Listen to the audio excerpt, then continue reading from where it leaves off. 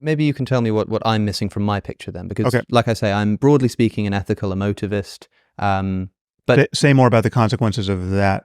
What does that mean? and I'm not sort of I don't know. I always like to be a little bit agnostic about these things, open to change and all that. But I'm broadly attracted to this view that when we make ethical statements or pronouncements, we're essentially just expressing emotions at each other. And so when I say that murder is wrong, I'm sort of expressing some kind of distaste, or I'm expressing something akin to saying, don't do that, which is just like a command. It doesn't have any truth value. It's not even subjectively true or false. It's just like a command or an expression. And so if that's the case, then this sort of ethical talk is completely different to the picture that you're painting. And so No, not really. I can translate some of that into the picture I'm painting, because again, it sounds like to say that it's just a statement about the way we feel or might feel. Well, it's not. To be clear, it's not a statement about how we feel. It is the expression of the feeling. So the mistake that's often made with emotivism is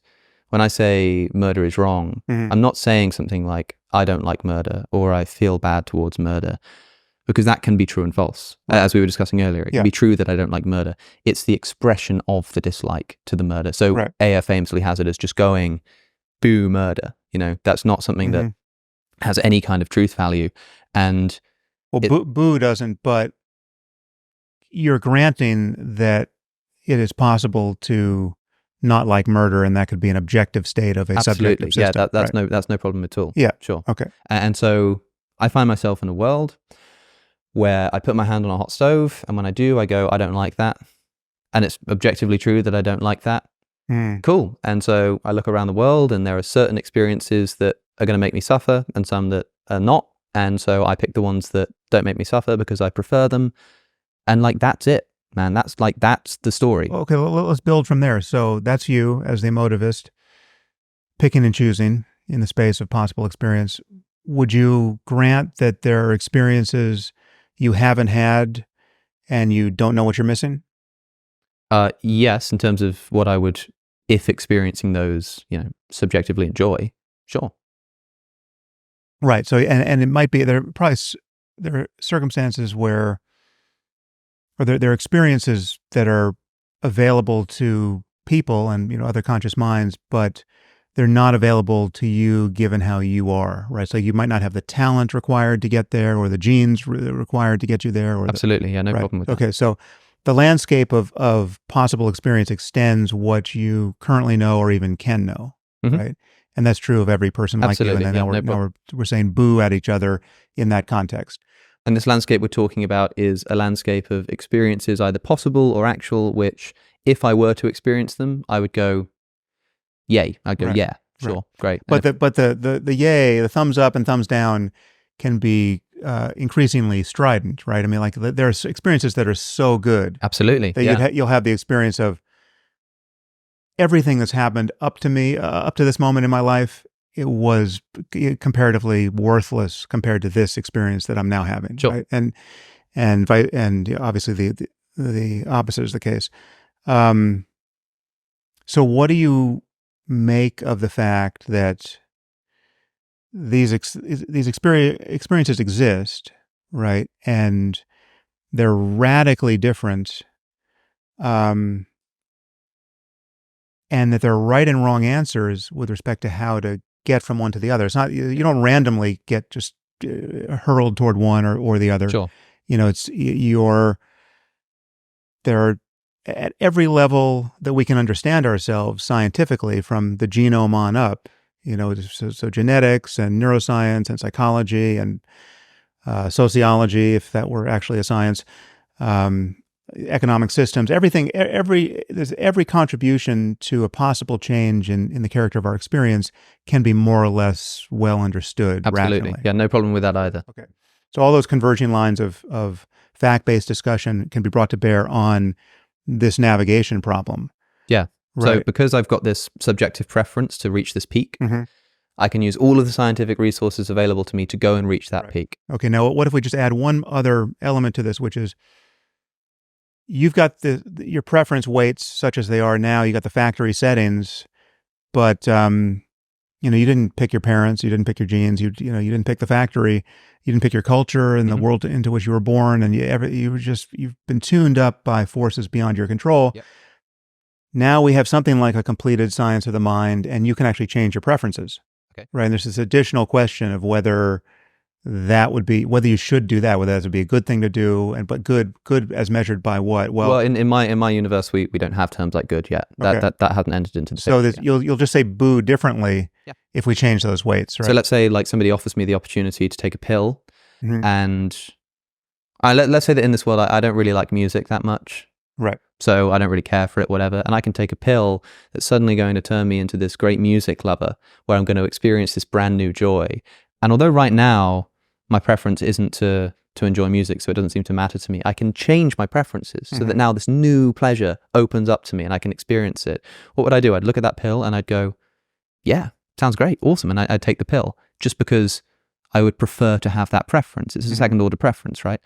But there's still no space here into which has entered a concept of like moral prescription, of goodness, of ought. I'm still just in this world where there are experiences I prefer, and I use my scientific analysis of the world to achieve those. And when something comes along that allows me to really radically improve that feeling of subjective preference, hell yeah, use all the science you can get to give me those pills. Right. But still no moral judgments here, right? Well, there are potentially, but they might not be necessary. I mean, like, as long as you're going to concede that you might not know what you're missing, if you might not know how good life could be if you only made certain changes to yourself or to your thinking or to your culture, right? So we have a bunch of people like you who just don't want to talk about shoulds and oughts, right? And they never do. They just occasionally they say boo, but they don't think anything really hangs on it.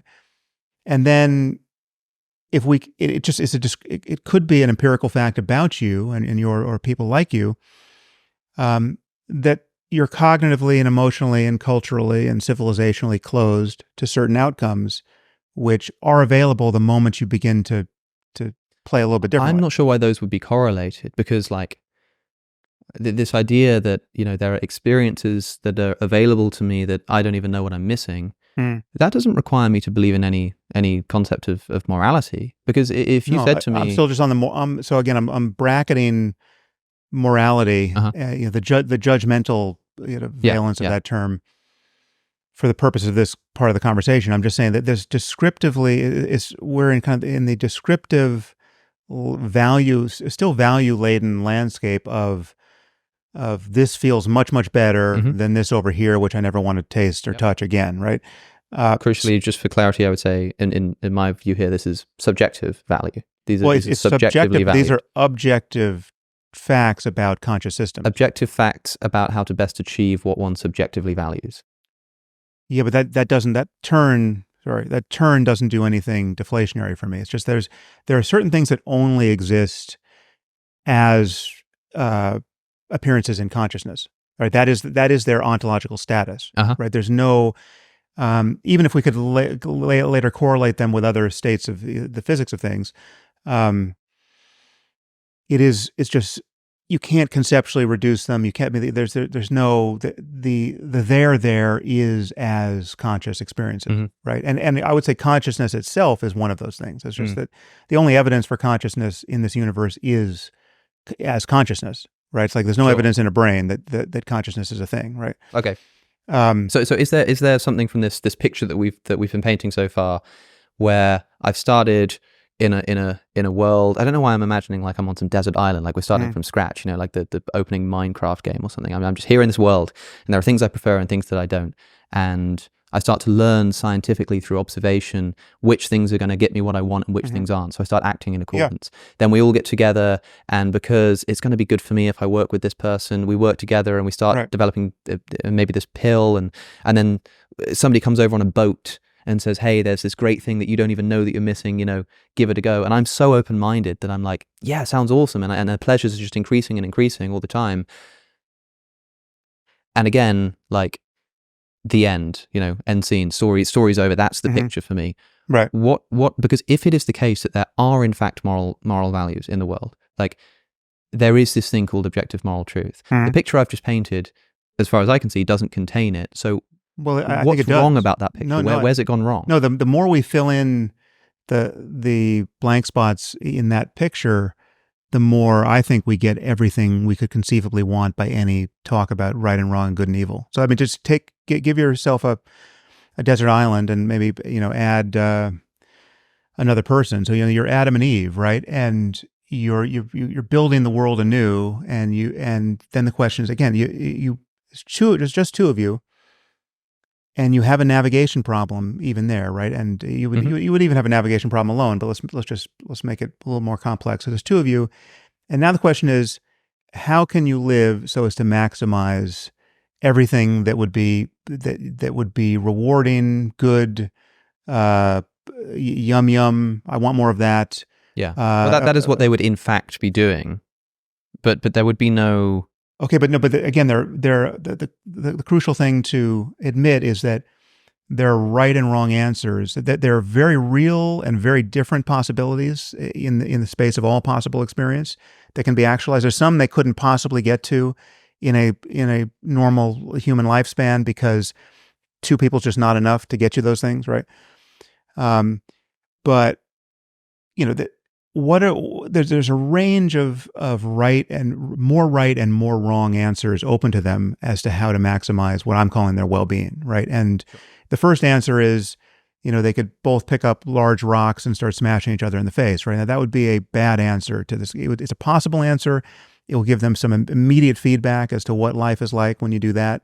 Be the wrong way to get their well-being. Wrong way, and it just closes the door to other kinds of collaboration that we know are going to be objectively better if better means navigating away from the worst possible misery for everyone and towards something, or in your emotivist terms, fewer boos and more yums, just getting, the character of experience will change, and will change by virtue of whatever laws of nature underwrite the character of conscious experience, right? And That's right. Again, we can understand those laws at every level that we attempt to understand anything, from genetics on up. Right? It sounds to me like, Adam and Eve in that world, the color example comes to mind again, and maybe I'm missing something as to why this isn't a challenge, but they just are looking around the Garden of Eden, and they just discover that yellow just is really nice. They just like it.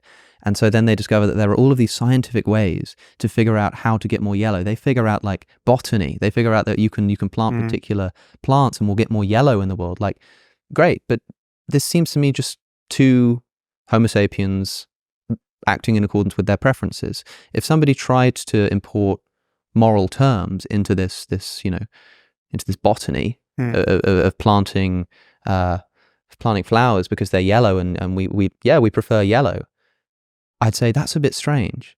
And then that person could go on this incredible and intricate demonstration of the surprising and incredible ways that science can inform us about how we can enjoy colors in ways that we never even imagined. Like there's so much more to it than we even really considered. Yeah.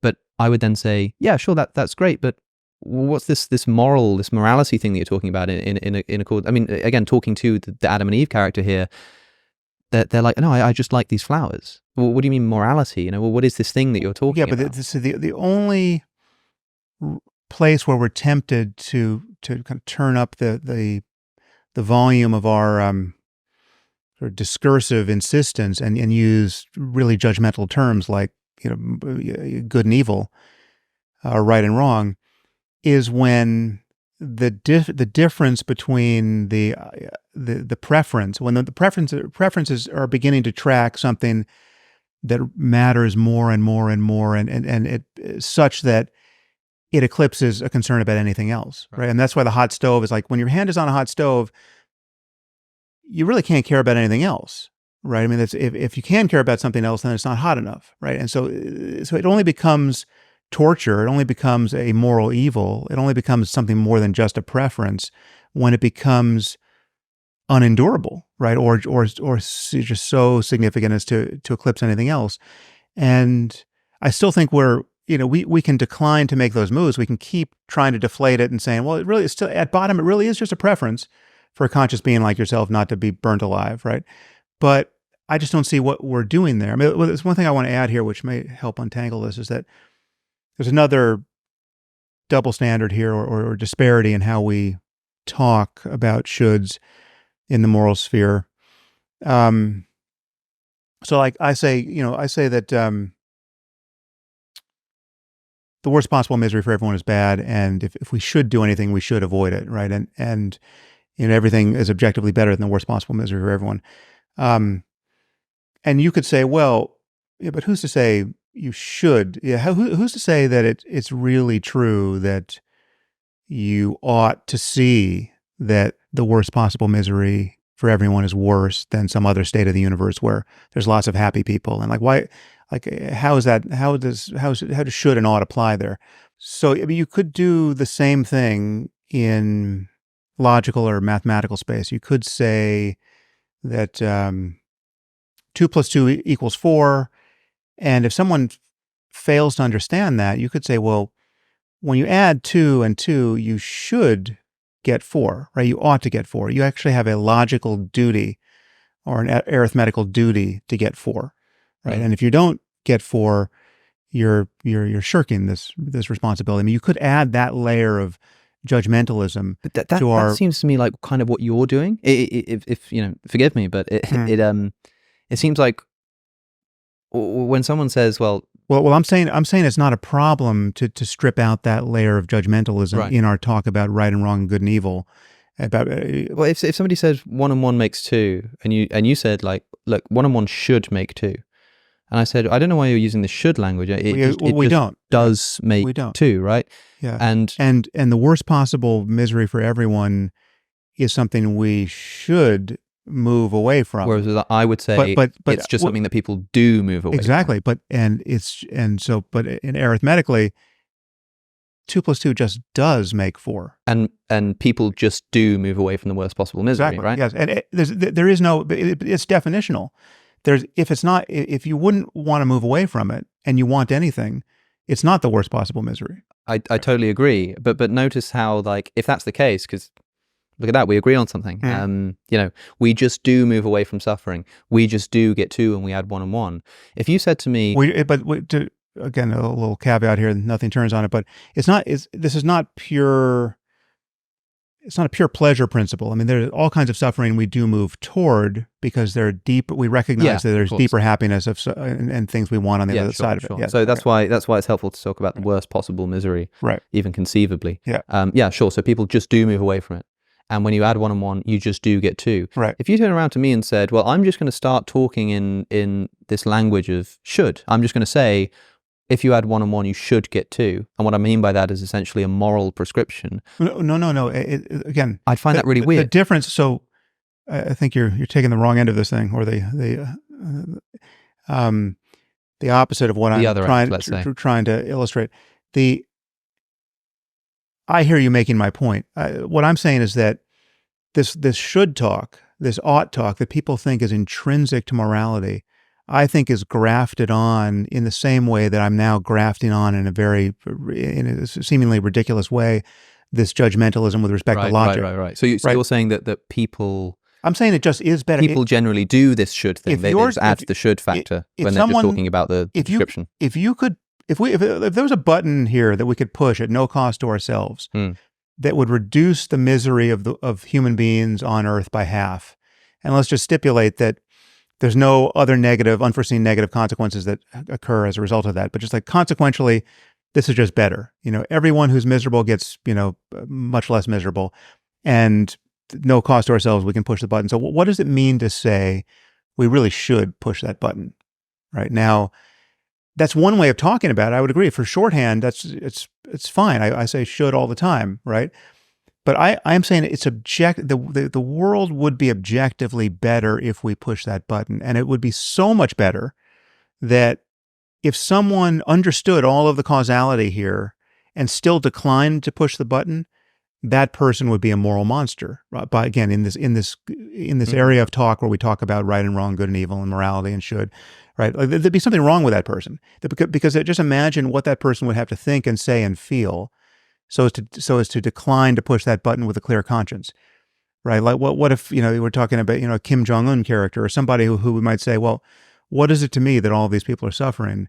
Mhm. And I kind of like the idea that I like the idea that there's this much of a disparity between my current happiness and so many billions of people who are really unhappy, Yep. right? And so part of my pleasure in getting out of bed in the morning is knowing that, you know, my my my feelings of satisfaction are at some kind of zenith with respect to this to all of the background misery that I don't have to take any time to understand, but I know is there, right? So if you're Mhm. telling me, if you're going to give me this button, not only would I not push it, I would want another button where I could, further immiserate people, right? Well, that's what we mean by evil. That's what we and we know the reason why that person is worse off than other people, in my point of view, from my point of view, with respect to the moral landscape, is that we know that to be that sort of person is to almost by definition not be available to certain states of consciousness that we all agree are some of the most important and beautiful and creative states of consciousness on offer, insofar as we can see it right now. I'll grant you, there could be some very weird spot on the moral landscape where you get, perfect sadists and perfect masochists, etc. So things could get weird, and there's some description of the laws of nature that would make sense of that. But the crucial point for me is that even if there are other high spots on the landscape that are weird, there are many spots on the landscape that are not high, no matter who you are, no matter what you want, no matter how we tune all the relevant variables. Mhm. They just suck, right? They're low spots. And again, these are objective claims about conscious minds now and in the future, however they're constituted.